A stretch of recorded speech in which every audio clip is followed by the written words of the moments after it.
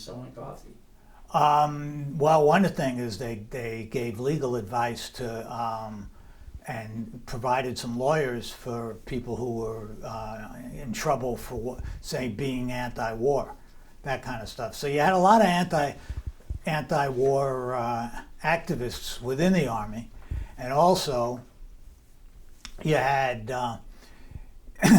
we then emphasized that, and we had interviews with GIs, and we also talked about the GIs who got arrested in the Army and put in a stockade for doing anti-war things in various places all over the country. I forget, there was in Texas there was the something 3. I don't even. Fort Killian or something like that. That was the name of the Fort Killian or something, yeah. And what else? Well, I got something that I know you and I kind of bonded on. That I mean, I always had some faith that people could change, but my time in Rising Up Angry, my faith grew and grew. I was really impressed with how teenage kids, young adults, could articulate what the various problems were and things. And I don't know if you remember, we partied a little bit, and we went to a group of friends that we knew who wanted to move things a lot faster. Uh-huh. There were this group of slow movers in the factories, and then there was us, and then there was this group of today or not at all. You're part of the problem, you're part of the solution. You don't want to mention their name. I don't know if we do or not, but people know the weathermen, and Right, they know okay, there were that's people what that I mean. were ready to go to war against the United States. And I know that I was attracted to some of their rhetoric, but I know that it was my faith in the people that we were meeting with Rising Up Angry, and their willingness to change. Not a lot. To make it's all a process of change. You take the step. They were taking steps in the process. They weren't as racist as they were when we first met them. Yeah. And so I'm wondering if you had a similar feeling like that from your work with Rising Up Angry. Well, it's maybe not exactly what you were saying, but one thing we did, I don't know of any other organizations that did this, or at least to the extent we did.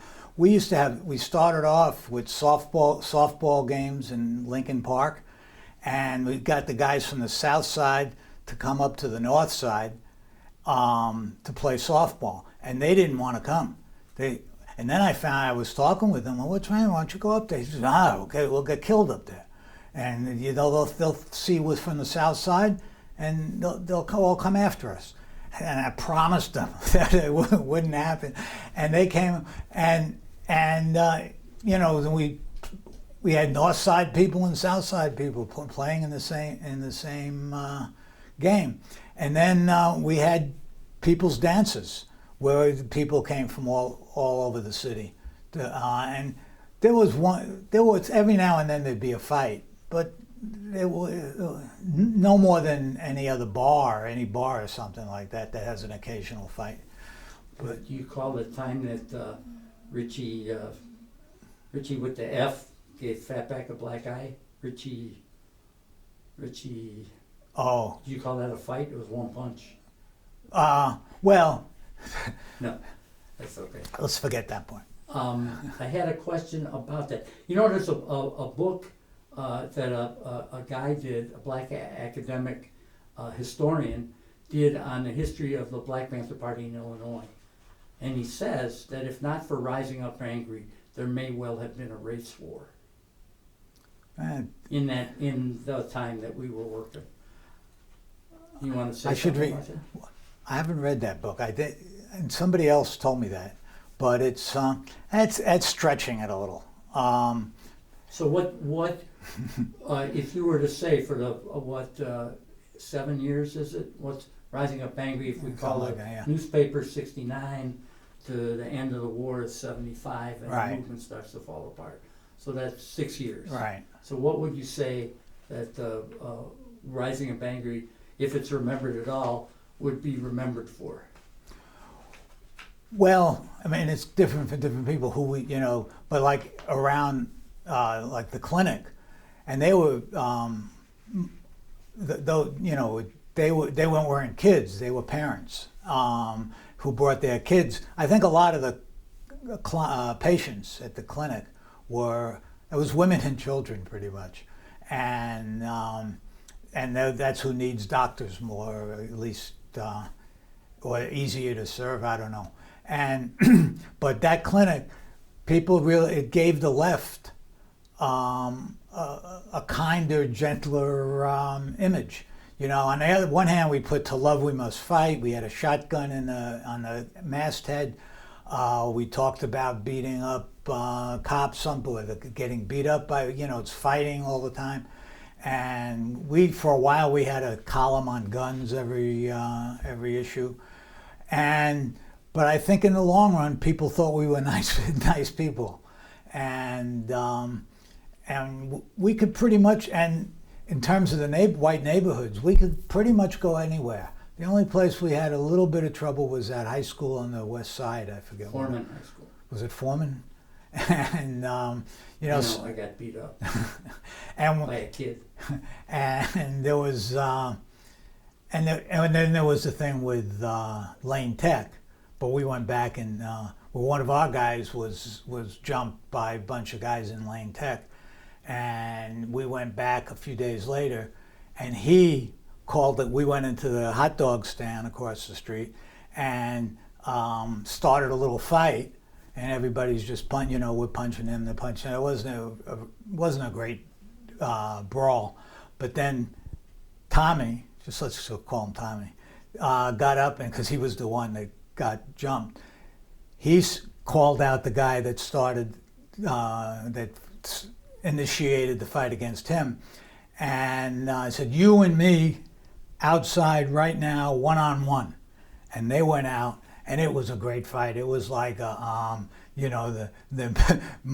mud and the blood and the beer out there, and but except it was ice, and they were on ice, and one guy would slip, and the other guy would get on top of him, and we'd pound them, and then they'd turn around. But in the end, and then finally, after about, 10 minutes of this fight, it was a long fight, and we hear sirens, and the guy at the hot dog stand called the police, and so we heard sirens. Everybody dispersed in different directions, but the guy who Tommy was fighting was still laying on the ground and was all covered in blood, so he did good. Tommy did good. I thought this was going to end with the kid on the ground saying "Power to the people." No, I'm with you now. Yeah, but that didn't work. That didn't work.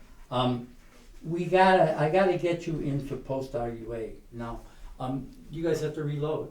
Are you okay? No, we're all set. All right. So this will finish it up. I'm going to read again. What paths did you take in your life since RUA? Family, work, community activities, etc. All right, I'll just ask you that one. I'll give you the whole thing. One way that you see that your experiences in RUA impacted your life, relationships that were formed that have continued, and one thing that you learned that you would share with youth today. But you have to look at me. You can't look at them when you say what youth. Well, you're the what do you want to do? What did you do after Rising Up Angry?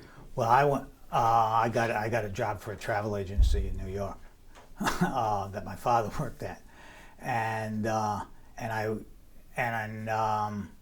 mostly because that wasn't the first thing I did. First thing I did was look for a job, and I didn't go to college, and I didn't have any skills. I mean, I couldn't even fix cars and stuff like that, and so I got this job, and they sent me, oddly enough, they sent me to Israel in what year was this? 1973, and I got there on Yom Kippur, October 7th or 8th or whatever it was, and I was sitting on the beach, and the beach was crowded. It was a beautiful day, and all these people started picking up their stuff and going, leaving.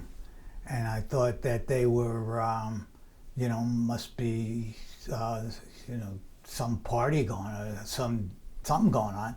And I just sat there, and all of a sudden I look around and I realized I'm the only one on the beach. And so I was staying in a hotel across the street. And so I went into the hotel with my bathing suit on, and I went to the manager, he's standing right there. And I said, what's going on? Why is everybody coming in? He says, don't you know? The war, we're at war. And this is the Yom Kippur War. And there I was, really kind of on the other side. I mean, I never discussed that with them too much. I pretty much stayed undercover. Could you want to break that down a little bit? Nobody's watching this doesn't know. Well, it was the Yom Kippur Wars. Right, Rising Up Angry, actually, part of the news we reported on international news, and other movements of people power, let's say, and one of them was in the Middle East. Maybe that'll get you into it. Right. I mean, we took an anti-Zionist position in the paper, and that they were imperial. They took over the country throughout. A lot of the people had to escape, and then what Arabs that were left in Israel, it was quite a number. It's probably, I don't know, a quarter of the population or something like that. And but it was a totally apartheid kind of country, and but I realized pretty quickly that I was out dealing with the people I worked with, and the people in the hotel and the tourists. No, tourists didn't come there to argue with them, right? They came to see the holy places, temples and things like that. And so that was, and it was real to them, They said, and they really believed that if they don't oppress the Arabs, that the Arabs are going to try to take over the whole country.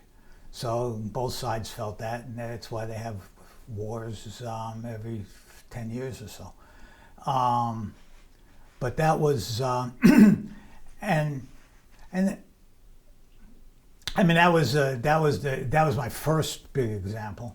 And then, and I was working for this travel agency, and I went to, Guatemala, and on a trip actually they sent me down to Guatemala on my own and told me to take, and gave me the name of where the associated tour group was.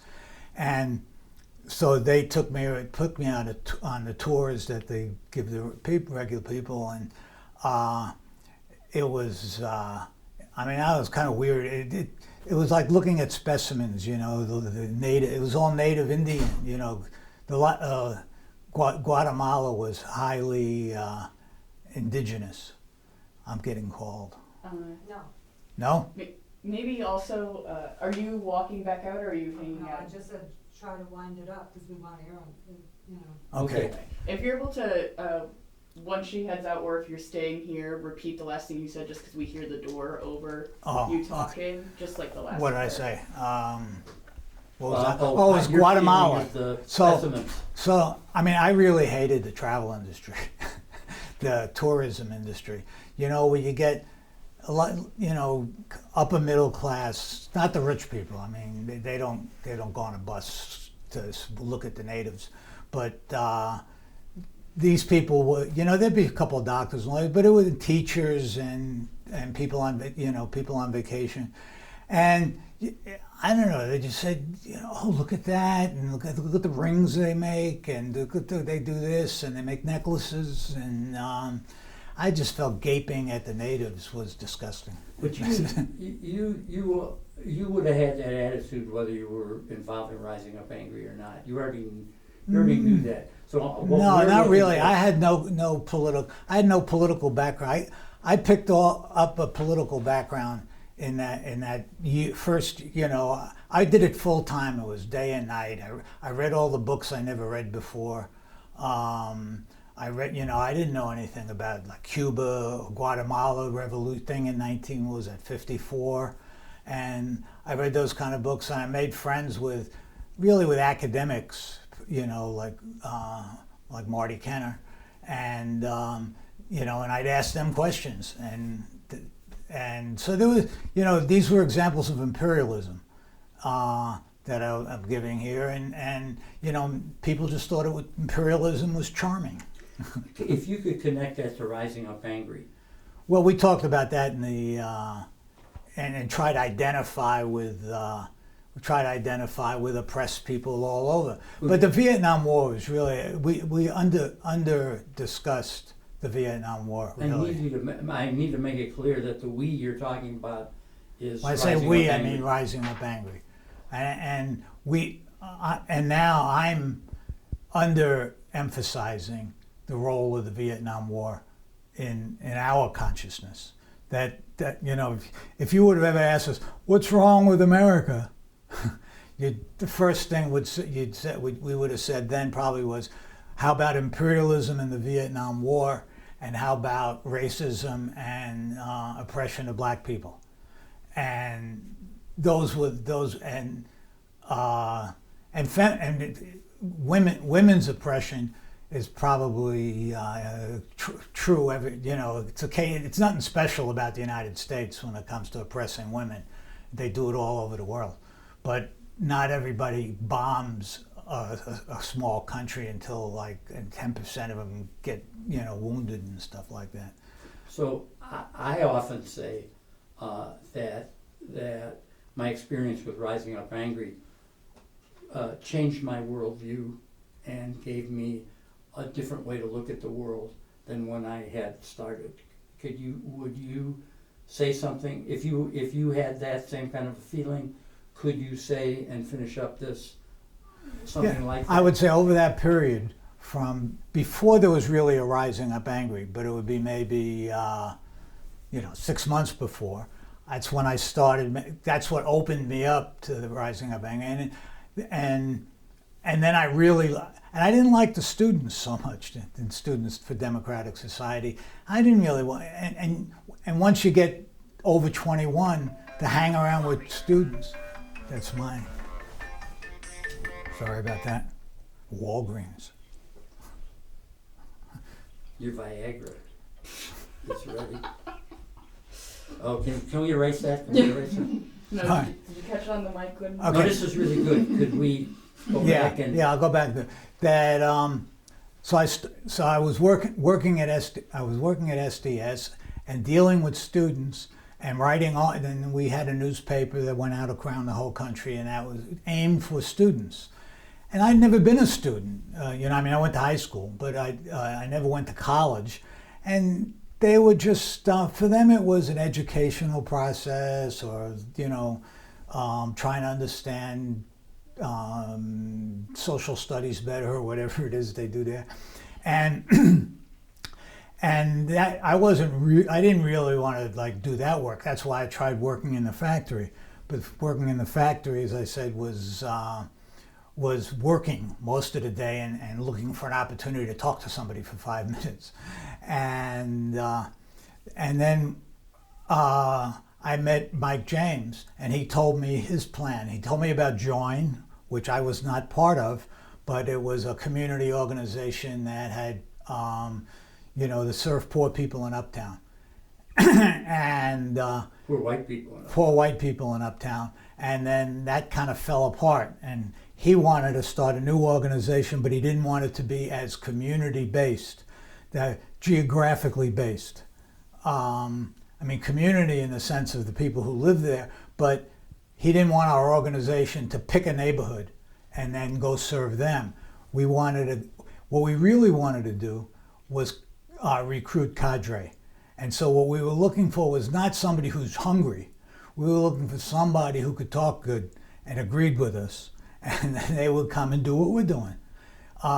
Because we didn't want to recruit college students who meant well and had good politics, but they were rich kids. And we didn't want to send the rich kids out to talk to the poor kids.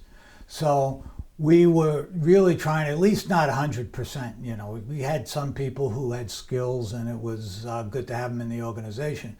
But on the other hand, we wanted to be able to recruit from the people that recruit what we would call cadre, who means a more serious member rather than just somebody who reads the paper, but somebody who helps write the paper and stuff like that, and build an organization of that kind of where there's not that line between the organizer and the organized, where they'll be able to.